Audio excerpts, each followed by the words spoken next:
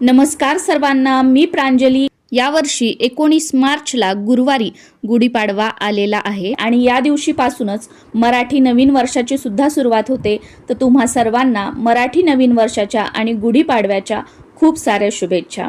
या दिवशी सकाळी लवकर उठायचं आहे, कारण गुढीपाडव्याच्या दिवशी अभ्यंग स्नान करण्याला खूप जास्त महत्त्व आहे। त्यामुळे लवकर उठा, अभ्यंग स्नान करा, म्हणजेच अंगाला उटणे लावून स्नान करा आणि सर्वात अगोदर आपलं मुख्य प्रवेशद्वारासमोरचं जे अंगण असेल, फ्लॅट असेल तरी सुद्धा दाराच्या समोरचं या दिवशी आवर्जून झाडून घ्या, पुसून घ्या। दारामध्ये छोटी का होईना रांगोळी काढा। मुख्य प्रवेशद्वाराला आंब्याच्या पानांचं, फुलांचं तोरण लावा।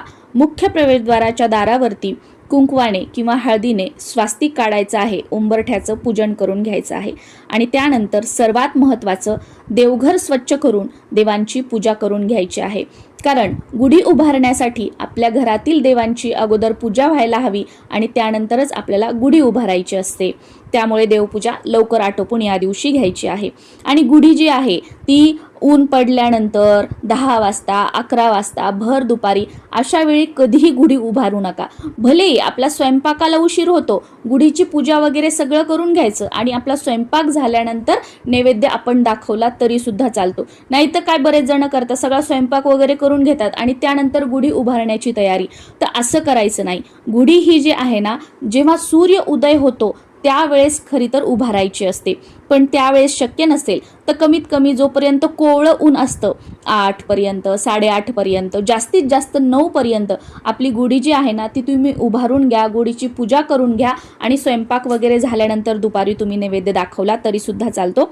आणि सकाळी जेव्हा आपण पूजा करतोय त्यावेळेला काय नैवेद्य दाखवायचा, गुढी कशी उभारायची, कोणता मंत्र म्हणायचा, ही सगळी माहिती मी पुढे तुमच्यासोबत शेअर करणार आहे। आणि बरेच जण म्हणतात की गुढी उभारण्यासाठी मुहूर्त कोणता आहे, वेळ कोणती आहे। तर गुढीपाडवा हा 3.5 मुहूर्तांपैकी एक आहे। त्यामुळे गुढी उभारण्यासाठी कोणत्याही मुहूर्ताची किंवा वेळ या दिवशी बघण्याची गरज नाही, कारण हा जो संपूर्ण दिवस असतो तोच शुभ असतो। त्यामुळे सकाळी कोवळं ऊन आहे तोपर्यंत किंवा सूर्य उदय जेव्हा होतो त्यावेळेला गुढी उभारली तर अतिशय उत्तम आहे। बाकी बघा, तुम्हाला तुमच्याकडे जशी पद्धत आहे, जसं तुम्हाला शक्य होईल तसं तुम्ही गुढी उभारू शकता। आणि याच दिवसापासून चैत्र नवरात्रीची सुद्धा सुरुवात होत असते। त्यामुळे या दिवशी आपल्याला तुमच्या कुळदेवी, तुमची जी कोणती कुळदेवी असेल तर कुळदेवीची सेवा सुद्धा करायची आहे। आणि तुमच्याकडे चैत्र नवरात्री असतील, तुमच्याकडे घटस्थापना वगैरे केली जात असेल तर ती सुद्धा तुम्हाला या दिवशी करून घ्यायची आहे। आणि तुमच्याकडे घटस्थापना नसेल तर या दिवसापासून 9 दिवस तुम्ही अखंड दिवा जो आहे तो आपल्या देवघरामध्ये कुलदेवीसाठी प्रज्वलित करू शकता। चैत्र नवरात्रीबद्दलचे व्हिडिओ मी नक्कीच तुमच्यासोबत शेअर करेल। हे 9ही दिवस तुम्ही तुमच्या कुलदेवीची ओटी भरू शकता। हे 9 दिवस तुम्ही तुमच्या कुलदेवीसाठी उपवास करू शकता। या 9 दिवसात तुम्ही तुमच्या कुलदेवीसाठी दुर्गा सप्तशतीचा पाठ करू शकता, सिद्धकुंजिका स्तोत्राचं पठण करू शकता किंवा या 9 दिवसांमध्ये अष्टमीला, नवमीला किंवा कोणत्याही एका दिवशी कुलदेवीची ओटी तुम्ही भरू शकता। गुढी उभारण्यासाठी आपण ज्या ज्या वस्तू वापरत असतो त्या प्रत्येक वस्तूला एक विशेष महत्त्व आहे आणि त्या प्रत्येक वस्तू मागे शास्त्रीय कारणं सुद्धा आहेत। गुढी उभारण्यासाठी सर्वात महत्त्वाची आणि पहिली वस्तू लागते ती म्हणजे गुढीची काठी, ज्याला वेळूची काठी सुद्धा म्हटलं जातं। तर गुढीच्या काठीचे महत्त्व सांगायचे झाले तर ही काठी भक्कम आधार म्हणून बघितली जाते। नंतर आपल्याला लागतात गुढीला नेसवण्यासाठी वस्त्र।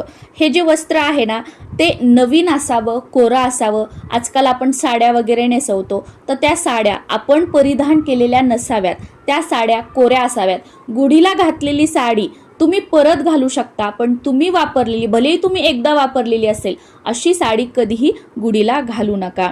आणि शक्यतो गुढीला नेसवण्यासाठी जे वस्त्र आपण वापरतो, जी साडी आपण वापरतो ती शक्यतो पिवळ्या रंगाची, लाल, केशरी किंवा गुलाबी रंगाची असावी। इतरही तुम्ही घेऊ शकता, पण हे रंग जे आहेत ना ते विशेष आणि शुभ मानले जातात। गुढीसाठी वापरण्यात येणाऱ्या वस्त्राचं महत्त्व सांगायचं झालं तर मनुष्याने त्याच्या यशाचे आणि शौर्याचे झेंडे याच ब्रह्मध्वजाप्रमाणे रोवत आपलं आयुष्य जगावं असं म्हटलं जातं। आणि त्याचबरोबर कोणतेही वस्त्र असू द्या, ते उभ्या आणि आडव्या धाग्यांनी बनलेलं असतं.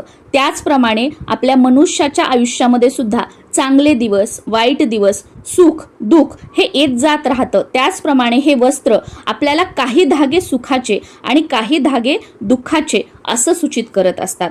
त्यानंतर पुढची वस्तू आपल्याला गुढी उभारण्यासाठी लागते ती म्हणजे कडुलिंबाचा फाटा.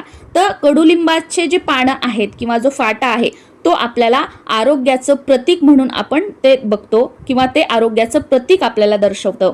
त्यानंतर आपल्याला आंब्याची पानं सुद्धा लागतात. तर आंब्याची पानं ही चैतन्याचं प्रतीक दर्शवतात. गाठी, बऱ्याच ठिकाणी याला साखरेची माळ सुद्धा म्हटलं जातं. तर साखरेची माळ वापरण्यामागे असं महत्त्व सांगितलं जातं की आपल्या सर्व नात्यांमध्ये गोडवा राहावा, आपले सर्व नातेसंबंध साखरेप्रमाणे मधुर असावेत असा एक संदेश या गाठीतून आपल्याला मिळतो. त्यानंतर आपल्याला कलश लागतो.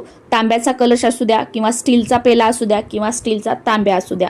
नेहमी बघा, जेव्हा आपण कलशाची स्थापना करतो कोणत्याही पूजेमध्ये, व्रतवैकल्यामध्ये, तर आपण कलश भरत असतो, कलश सरळ ठेवतो. पण आपण गुढीपाडव्याच्या दिवशी कलश हा उलटा ठेवतो. तुम्ही कधी विचार केला आहे का की कलश या दिवशी का बरं उलटा लावला जातो? तर चला मी तुम्हाला सांगते. कलश उलटा म्हणजे जमिनीकडे करून आपण ठेवतो. म्हणजे वरती आपण त्या गुढीवरती पालथा ठेवतो आपण, त्याचं म्हणजे तोंड जे असतं ते जमिनीकडे येतं. आणि जमीन म्हणजे तिच्यामध्ये परोपकाराची भावना आहे. जमीन जी आहे ती झाडांची मुळं स्वतःमध्ये घट्ट रोवून ठेवते. आणि आपण जो ब्रह्मध्वज या दिवशी उभारतो, म्हणजे जी गुढी आपण उभारतो ना, ती म्हणजे यशाचं प्रतीक किंवा चांगल्याचा वाईटावर विजय म्हणून सुद्धा आपण ओळखतो. त्याचप्रमाणे मनुष्याने देखील कितीही यश मिळवलं, आपण कितीही मोठे झालो तरी सुद्धा आपले पाय जमिनीवरच राहावे या हेतूने त्या जमिनीतील जी काही सकारात्मकता किंवा जी काही सकारात्मक ऊर्जा आहे तो कलश जो आहे ना ती खेचून घेतो. आणि असा मांगल्याने भरलेला कलश नेहमी आपल्या घरामध्ये कायम राहावा म्हणून गुढीपाडव्याच्या दिवशी कलश जो आहे तो काठीवर किंवा गुढीवर जो आहे तो उलटा किंवा पालथा सुद्धा त्याला म्हटलं जातं, तसा ठेवला जातो. तर असं यामागे महत्त्व आहे. आता गुढीपाडव्याच्या दिवशी तुम्हाला मी सांगितलं की सकाळी मुहूर्त वेळ न बघता कोवळं ऊन आहे किंवा उगवत्या सूर्यासोबत तुम्हाला गुढी उभा करायची आहे. गुढी जी आहे तुम्ही जर तुमच्या घराच्या मुख्य प्रवेशद्वारामध्ये उभारणार असाल तर जेव्हा आपण बाहेरून आपल्या घरामध्ये प्रवेश करतो त्यावेळेला आपल्या उजव्या हाताला तुम्हाला गुढी उभारायची आहे. किंवा बरेच जण आपल्या घरातून बाहेर जाताना उजव्या हाताला गुढी उभारतात, तर तुम्ही तसंही करू शकता. शक्यतो आम्ही जे आहे जेव्हा बाहेरून आपण आपल्या घरामध्ये येतो तो आपला जो उजवा हात येतो तर त्या साईडला आम्ही गुढी बांधतो. बाकी शेवटी बघा तुमची मर्जी किंवा तुमच्या घरातील मोठ्या मंडळींना तुम्ही विचारा आणि त्यानुसार तुम्ही लावू शकता. काहीही ह्याला हरकत नाही की इकडे लावलं तर शुभ, इकडे लावलं तर अशुभ, असं काही नाही. आपल्या ज्या रूढी परंपरा आहेत ना त्यानुसार तुम्ही गुढी उभारण्याचा प्रयत्न करा कोणत्या दिशेला वगैरे. किंवा तुम्ही जर बाल्कनीमध्ये वगैरे उभारणार असाल तर त्यानुसार तुम्ही करू शकता. म्हणजे घरातून आत येताना जी उजवी साईड येईल किंवा घरातून बाहेर जाताना जी उजवी साईड येईल, जसं तुम्ही दरवाजात जसं बांधत असाल तर त्याचप्रमाणे सुद्धा तुम्ही बाल्कनीमध्ये करू शकता. किंवा जिथे तुम्हाला गुढी व्यवस्थित उभारता येईल, बांधता येईल, कारण बांधण्यासाठी सुद्धा जागा लागणार आहे, तर त्याप्रमाणे तुम्ही करू शकता. किंवा तुमच्या गच्चीवर वगैरे सुद्धा तुम्ही गुढी उभारू शकता जर तुमचं बैठक घर असेल तर. जिथे आपण गुढी उभारणार आहोत ती जागा स्वच्छ करून घ्यायची आहे. शक्यतो त्या जागी हळदीचं लेपन करून घेतलं तर अतिशय उत्तम. त्या जागी रांगोळी काढायची. हळदीचं लेपन नाही काढलं तरी रांगोळी काढायची छोटीशी, त्यावर हळद कुंकू अर्पण करायचं. त्यावर एखादा छोटासा पाट किंवा एखादा छोटासा चौरंग ठेवायचा आहे आणि त्यावर सुद्धा तुम्हाला रांगोळी काढायची आहे. किंवा एखादं वस्त्र अंथरून घ्यायचं आहे.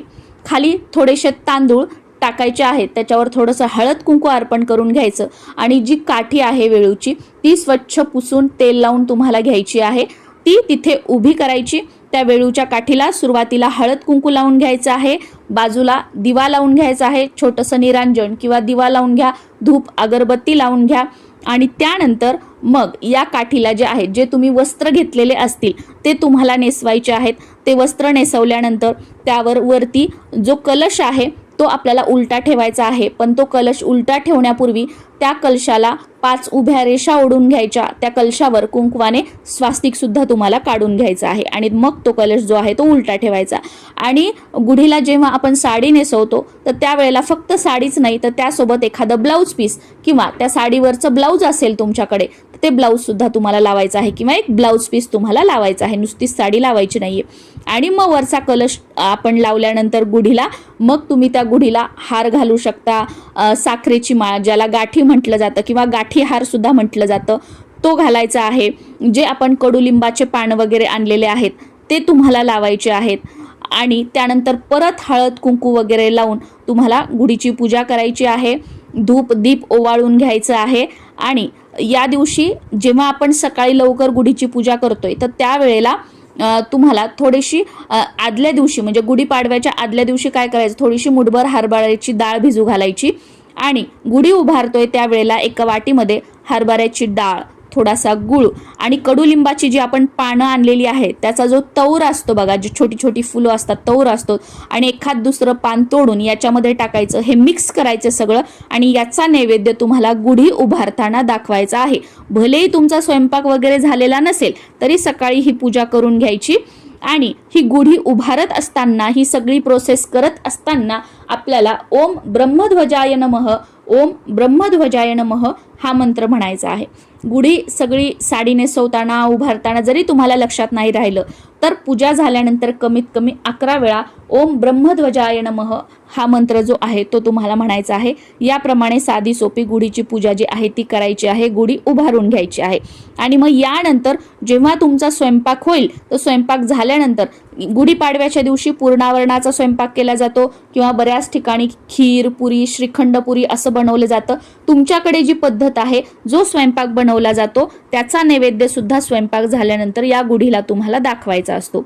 तर नंतर तो नैवेद्य दाखवून घ्यायचा. म्हणजे गुढीला 2 नैवेद्य दाखवायचे. गुढी उभारताना तो नैवेद्य दाखवायचा पहिला सांगितलेला हरभऱ्याची डाळ, गुळ आणि कडुलिंबाचा जो तौर असतो त्याचा, आणि दुसरा म्हणजे पुरणपोळीचा नैवेद्य दाखवायचा आहे. आणि गुढी जी आहे ती संध्याकाळी सूर्य मावळल्यानंतर ज्याला प्रदोष काळ म्हटलं जातं तर त्या प्रदोष काळामध्ये आपल्याला गुढी जी आहे ती उतरवायची आहे. गुढी उतरवताना सुद्धा दिवा लावून घ्यायचा, धूप दीप अगरबत्ती ओवाळायची, हळद कुंकू लावून घ्यायचं. घरातील सर्वांनी या गुढीच्या पाया पडायचं आहे. गुढीला प्रार्थना करायची की माझ्या आयुष्यामध्ये सुख समृद्धी ऐश्वर्य राहू दे, माझ्या घरामध्ये धनधान्याची भरभराट होऊ दे, प्रार्थना करून सर्वांनी नमस्कार करायचा आणि त्यानंतर तुम्हाला गुढी जी आहे ती उतरवायची आहे. आता गुढीला दाखवलेला जो नैवेद्य आहे, तुमच्याकडे गाई वगैरे येत असतील तर त्यांना तुम्ही खाऊ घालू शकता किंवा पशु पक्ष्यांना तुम्ही तो छोटे छोटे तुकडे करून चिमण्यांसाठी वगैरे तुम्ही तो देऊ शकता किंवा बऱ्याच ठिकाणी हा खाल्ला सुद्धा जातो. पण काय शक्यतो आपण दरवाजात बाल्कनीत गच्चीवर गुढीला नैवेद्य दाखवतो तो उघडा वगैरे असतो. मग अशा वेळेला त्याच्यामध्ये काही गेलंय का, कोणी काही तोंड लावलंय का, ह्या सगळ्या गोष्टींचं सुद्धा लक्ष देऊन जर तुम्ही खात असाल तर ह्या गोष्टींकडे लक्ष द्यायचं आहे. जे फुलं वगैरे आपण अर्पण केलेले आहेत ते निर्माल्यामध्ये टाकायचे. जो कलश तांब्या आपण हे केलेला होता तो स्वच्छ धुवून परत वापरायचा. साडी जी आहे ती तुम्हाला वापरायची असेल तर तुम्ही वापरू शकता किंवा असंच सणवारांना व्रतवैकल्यांना घालण्यासाठी तुम्हाला ठेवायची असेल तर ही साडी तुम्ही ठेवू शकता. आणि जे कडुलिंबाचे पानं आहेत ते तुम्ही तुमचं जे धान्य असतं वर्षभरातलं त्याच्यामध्ये टाकून ठेवू शकता. याच्यामुळे कीड वगैरे काही लागत नाही. आणि जी आपली तिजोरी असते तर त्याच्यामध्ये सुद्धा यातले काही पानं ठेवावेत असं म्हटलं जातं. यामुळे कधीच आपल्याला धनाची कमतरता पडत नाही. माता लक्ष्मीची आपल्यावर कृपा राहते, आपली तिजोरी जी आहे ती नेहमी भरलेली राहते असा एक भाव आहे किंवा अशी एक श्रद्धा आहे. आणि जर का तुमचं नवीन लग्न झालेलं आहे, तुमचा हा पहिला सण आहे, तर अशा वेळेला तुम्ही व्हिडिओमध्ये ऐकून किंवा गुगलवर वाचून हा सण साजरा करू नका किंवा गुढी उभारू नका. तुमच्या घरातील जे मोठी मंडळी आहेत, तुमचे सासू सासरे वगैरे आहेत, त्यांना तुम्ही विचारा. तुमच्या घराण्यातील ज्या रूढी परंपरा आहेत त्या तुम्ही जाणून घ्या आणि त्याचप्रमाणे गुढी तुम्हाला उभारायची असेल तर तुम्ही गुढी उभारू शकता. कारण की बघा, लग्न झाल्यानंतर आपल्या घराण्याच्या रूढी परंपरा जाणून घेणं, त्या माहिती करून घेणं आणि त्याप्रमाणे सणवार करणं किंवा त्या रूढी परंपरा पुढे चालू ठेवणं हे आपलं प्रथम कर्तव्य असतं. त्यामुळे तुम्ही तुमच्या घराण्यातील रूढी परंपराप्रमाणेच जे सणवार आहेत ते करण्याला सुरुवात करावी असं एक प्रांजळ माझं मत आहे. कारण मी स्वतः सुद्धा आमच्याकडे ज्या पद्धतीने केलं जातं त्याच पद्धतीने करते. बाकीच्या ह्या सगळ्या गोष्टी ज्या असतात ना ते एक माहिती म्हणून, नॉलेज म्हणून आपण घ्यायचं असतं. पण आपल्या घराण्याच्या रूढी परंपरा सोडून द्यायच्या आणि व्हिडिओमध्ये ऐकून किंवा गुगलवर वाचून आपण सणवार साजरे करायचे हे पूर्णपणे चुकीचं आहे. त्याच्यामुळे तुमच्या घराण्याच्या रूढी परंपराप्रमाणे प्रत्येक सणवार जो आहे ना तो तुम्ही साजरा करण्याला प्रथम प्राधान्य द्या. आणि तुम्हाला जर सासू सासरे वगैरे कोणी नसतील सांगायला, बऱ्याच जणांचं लव्ह मॅरेज वगैरे झालेलं असतं, तर अशा वेळेला तुमचे कोणीतरी भावकी असेल, तुमच्या गावातलं कोणीतरी असेल, तर त्यांना तुम्ही फोन करून विचारा की आपल्या गावामध्ये किंवा आपल्याकडे कशा पद्धतीने हे सण साजरे केला जातो. तर त्या पद्धतीने माहिती गोळा करून सुद्धा तुम्ही हे जे सगळे सणवार जे आहेत ते साजरे करू शकता. कारण जेव्हा आपण आपल्या घराण्यातल्या रूढी परंपरा माहीत करून घेऊन त्या पुढे चालवतो ना, तर याचा फायदा आपल्याला, आपल्या संसाराला, आपल्या लेकरा बाळांना होत असतो. आणि मग आपण रूढी परंपरा सोडून देतो आणि भलतंच करतो, मग याचे पुढे आपल्याला त्रास होऊ लागतात. म्हणून हे लक्षात ठेवा.